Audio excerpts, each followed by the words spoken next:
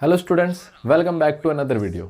आज की इस वीडियो में हम देखेंगे क्लास 10th की एक्सरसाइज 4.2 से क्वेश्चन नंबर 3।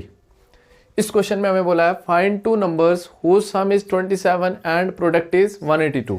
ठीक है, यहाँ पे हमें दो नंबर ऐसे ढूंढने जिनको प्लस करके 27 आए और मल्टीप्लाई करके 182 आए। ये तो हम निकाल सकते हैं क्योंकि हमने इजीली तरीके से भी निकाल सकते हैं, मतलब कि हमने समझा है ना क्वाड्रेटिक इक्वेशन को कैसे सॉल्व करना है। तो वहां पे भी वही चाहिए होता है ना, दो नंबर को सम करके क्या आए और दो नंबर को मल्टीप्लाई करके क्या आए। तो वो कैसे निकलते हैं नंबर्स, इसके फैक्टर्स निकाल के। तो अगर मैं 182 के फैक्टर निकाल लूंगा, 2 के टेबल में आ रहा है 2 9 18, 2 1 2। अब ये आ रहा है किसके टेबल में, 7 में, 7 1 7, फिर आगे 2 बचा आगे 7 3 21, फिर 13 1 13।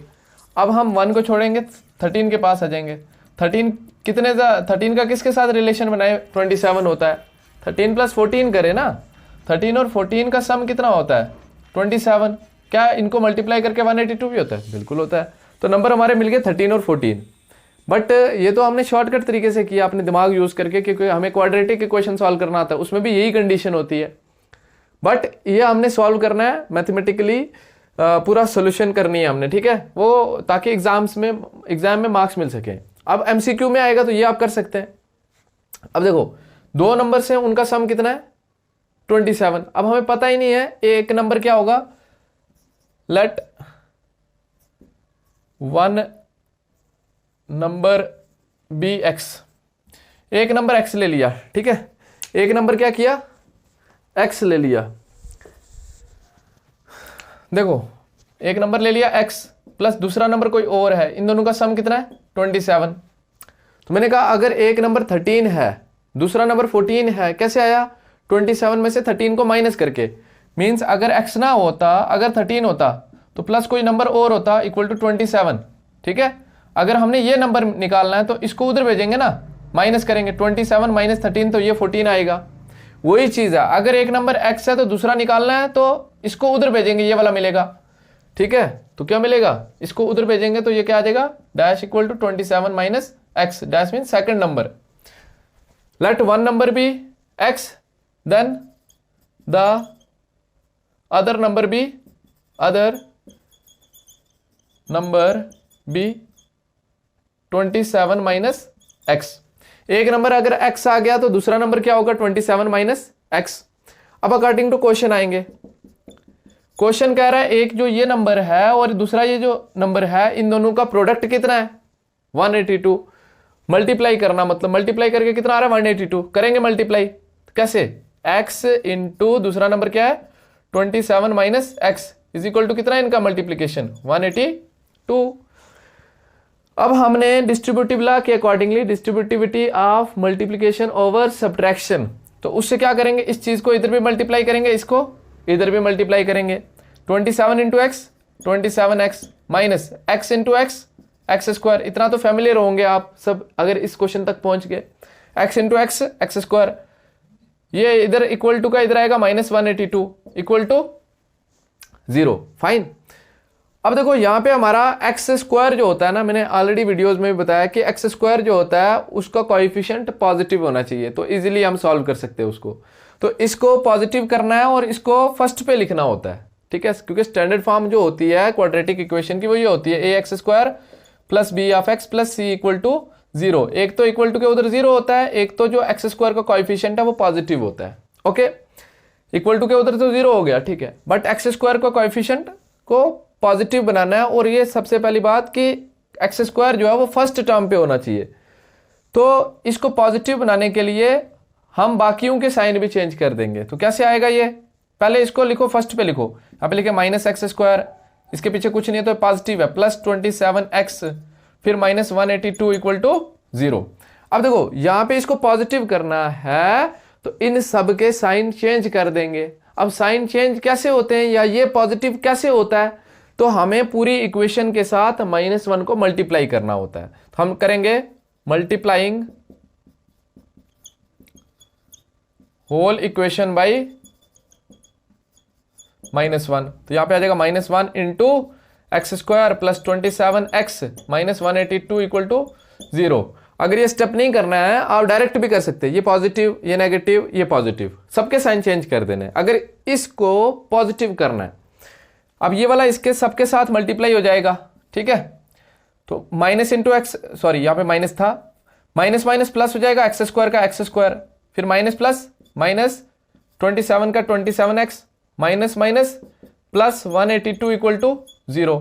ये बन गई आपकी क्वाड्रेटिक इक्वेशन। इसको सॉल्व करेंगे, x की वैल्यू निकलेगी, फिर हमें पता चलेगा कि एक नंबर क्या होगा और दूसरा नंबर क्या होगा, जिनको मल्टीप्लाई करने से 182 आता है और प्लस करने से 27 आता है। उसके लिए हम देखो इसको सॉल्व कैसे करेंगे, x square minus 27x plus 182 equal to 0। इसको हम सॉल्व कर सकते हैं by middle term splitting method से, ठीक है। अब मिडल टर्म स्प्लिटिंग मेथड से मतलब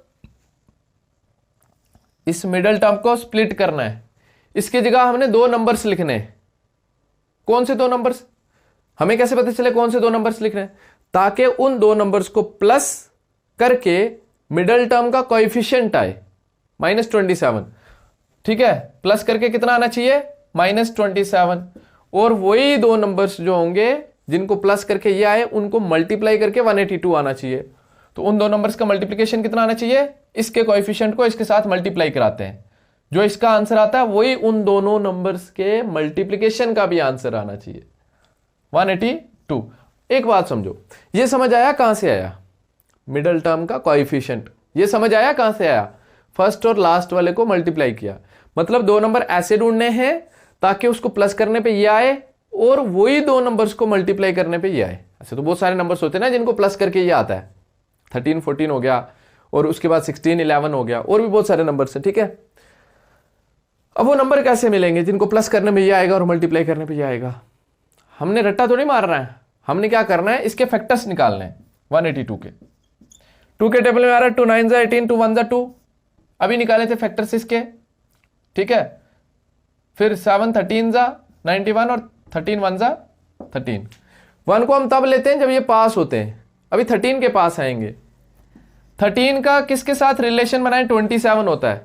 13 और 14 मुझे पता है, 13 और 14 कितना होता है, 27 होता है, ठीक है। 13 में प्लस करें 14, और दूसरा इसका क्या रिलेशन बनाए, माइनस करके, मतलब किस में से माइनस करें, 27 होता है। 13 का किसके साथ बन सकता है, 40 के साथ बन सकता है, ठीक है। जब 40 में से 13 माइनस करेंगे तो ये भी आ जाएगा 27। जब हम 14 में 13 प्लस करेंगे तब भी 27 आएगा। अब ये दो ऐसे केसेस बन सकते हैं, दो ऐसे नंबर्स बन सकते हैं जिनको प्लस करने पे 27 आ रहा है। 13 के साथ दूसरा रिलेशन इसका बन सकता है या फिर इसका बन सकता है, माइनस इसका प्लस करके और इसका माइनस करके। अब हमने देखना है कि यहां पे कौन सा सेटिस्फाइड है, 13 प्लस 14 27 हो जाएगा। मैंने सोचा क्या इनको मल्टीप्लाई करके ये भी होगा, ये कंडीशन भी तो सेटिस्फाइड करनी चाहिए। देखो इनको मल्टीप्लाई करके तो ये नहीं होगा श्योरली, क्योंकि 3 0 0, जो भी इसका आंसर आएगा उसके लास्ट पे 0 आएगा, बट इसके लास्ट पे क्या है 2। हम आ जाएंगे इसके पास, 13 प्लस 14 27 होता है, 13 इंटू 14 करेंगे तो 182 भी हो जाएगा आपका, ठीक है। 13 इंटू 14 कितना हो जाएगा 182, मल्टीप्लाई करके भी देख लेना। अब ये नंबर सामने मिडिल टर्म की जगह डालने हैं, बाकी एज इट इज लिखना है, x square as it is लिखेंगे, प्लस 182 ऐसे लिखेंगे, और इक्वल टू 0 ऐसे लिखेंगे, ठीक है। इक्वल टू 0 ऐसे लिखेंगे। कौन से नंबर, 13 भी प्लस का। अब देखो हाँ यहां पे -27 चाहिए, तो हमें पता है दोनों के साथ माइनस लगेगा तभी माइनस माइनस प्लस होके -27 आएगा, क्योंकि दोनों के साथ माइनस है, माइनस लगेगा और 13 और 14 प्लस होके ये आएगा, और मल्टीप्लाई में आपको पता है माइनस माइनस कैंसिल हो जाएगा, 13 14 182 हो जाएगा। अब -13 और x साथ में लिखेंगे, फिर -14 और x साथ में लिखेंगे।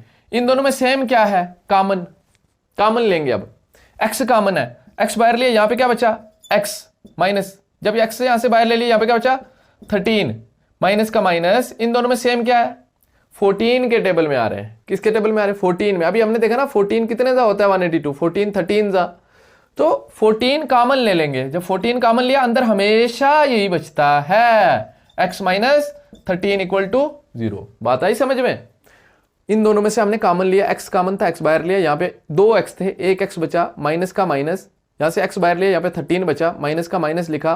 14 के टेबल में आ रहे थे, 14 कॉमन लिया, यहाँ पे यही बचेगा, यही बचेगा, ठीक है। वेरीफाई करना तो कर लो, -14 into x minus 14x minus minus plus 14 into 13 182, ठीक है। अब इन दोनों में सेम है ये, तो कॉमन ले लेंगे, x माइनस 13 इंटू दूसरे में क्या लिखेंगे, यहां पे क्या बचा x माइनस यहां पे क्या बचा 14 इक्वल टू 0। अब यहां पे इसके आगे दो चीजों का मल्टीप्लीकेशन 0 के बराबर है, तो इन दोनों में से कोई एक तो 0 होगी, तभी आंसर 0 आया है। हमें नहीं पता कौन सी 0 है, तो हम ले लेंगे either x minus 13 equal to 0 और x माइनस 14 इक्वल टू 0। यहां से x की वैल्यू निकालेंगे, उधर जाएगा पॉजिटिव हो जाएगा, x इक्वल टू 13 और x इक्वल टू ये भी उधर जाएगा पॉजिटिव हो जाएगा 14। ठीक है, तो ये आपका क्या आ गया, x की वैल्यूज आ गई। मतलब इफ वन नंबर इज, यहां पे दोनों वैल्यूज पॉसिबल है, 13 भी 14 भी, क्योंकि दोनों पॉजिटिव आई है। तो अगर हमारा 13 लेंगे एक, जब हम 13 एक लेंगे तो दूसरा 14 होगा, इधर से मिलेगा। अगर एक 14 लेंगे तो दूसरा 13 होगा। अब देखो कैसे निकालना है, if one number is 13 then other number equal to कैसे मिलेगा, 27 में से ये माइनस करेंगे ना, 27 में से x माइनस करेंगे, दैट इज 13 माइनस करेंगे, तो 27 माइनस 13 कितना होगा 14। अगर एक नंबर 13 है दूसरा 14 होगा, जिसको प्लस करने पे 27 होगा और मल्टीप्लाई करने पे 182 होगा। उसी तरह से, और इफ वन नंबर इज 14 है ना, 14 भी तो पॉसिबल है ना। अगर एक नंबर 14 है then the other number equal to कैसे आएगा, 27 में से माइनस कर देंगे कितना, अब क्या लिया x की वैल्यू 14, तो 27 माइनस 14 तो कितना आ जाएगा ये 13।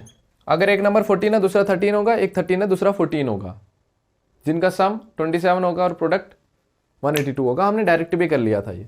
ठीक है, बात आई समझ में। तो ये था हमारा क्वेश्चन नंबर 3 इस एक्सरसाइज में। होप कि आप सबको समझ आया होगा। समझ आया तो please do like share and subscribe the channel. Thank you for watching the video.